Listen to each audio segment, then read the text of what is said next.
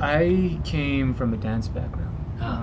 I started hip hop classes when I was. That's the performance aspect. I started when I was pretty late actually, when I was about 20, and from there I started because I was always the whole industry, the whole artsy stuff never really appealed to me, and I never really had anybody to show me that path. But when I saw it on TV, something just clicked, and when I took a class, I found this thing that I became really passionate about, and then through dance, it evolved from there. And then I went into an acting class, originally just to improve my performance on stage as a dancer. But then I found this new medium of performing and acting that it stuck with me. So that's where it came from. Once Upon a Time was the very first role that I booked, and when I got that, I was super ecstatic.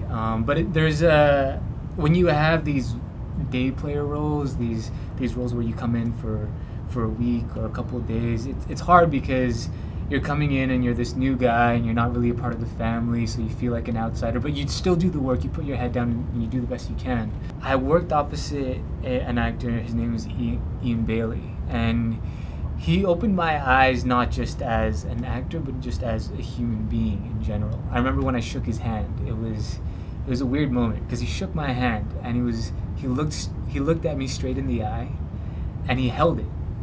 And I think he was trying to connect with me. And I was like, what is this? Why is he so weird? It threw me off.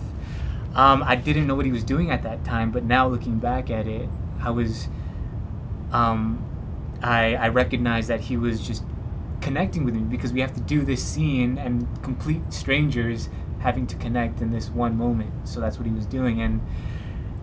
And I don't know if he remembers this, but just the way he looked at life in general was, it seemed really weird to me, but it makes so much sense.